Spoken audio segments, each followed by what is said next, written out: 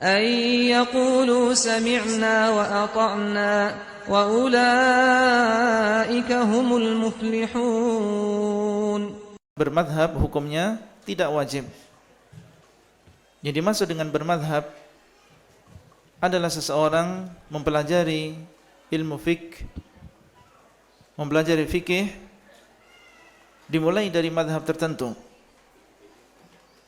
yaitu mempelajari satu kitab di dalam madhab tertentu, di dalam madhab Syafi'i misalnya.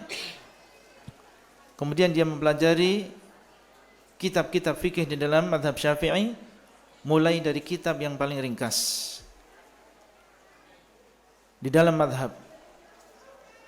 Kemudian setelah itu mempelajari yang lebih luas.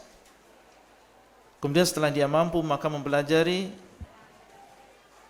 yang lebih luas daripada itu, sampai akhirnya dia mempelajari selain madhabnya sendiri, dia juga mempelajari madhab yang lain.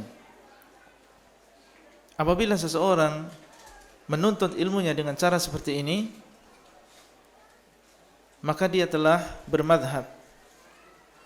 Artinya memulai ilmunya dengan madhab tertentu. Dan ini tidak masalah, karena tidak mungkin di antara kita bisa mempelajari sesuatu secara langsung.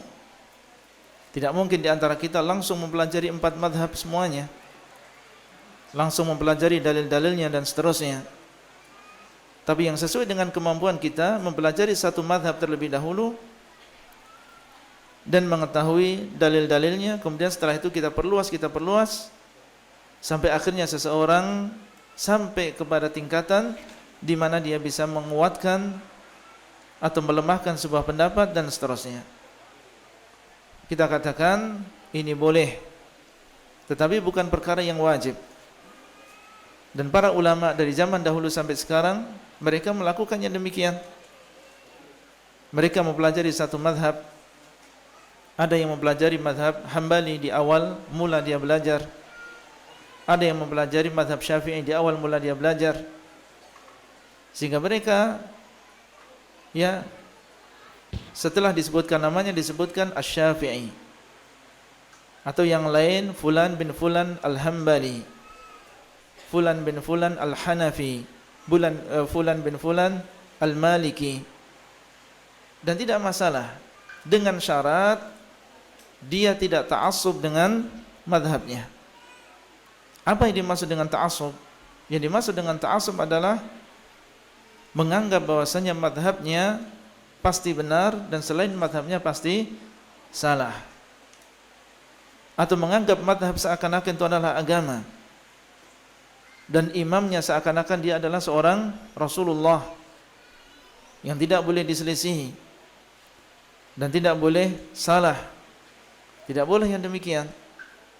Dan ini menyelisihi pesan dan juga wasiat dari para imam semuanya, baik Imam Abu Hanifah, Imam Malik, Imam Syafi'i, Imam Ahmad dan juga yang lain. Tidak ada di antara mereka yang menganggap dirinya maksum. Dan mereka berpesan apabila mereka salah dalam satu pendapat dan menyelisih hadis Rasulullah SAW, maka adalah mereka mengambil hadis Rasul dan meninggalkan pendapat imam.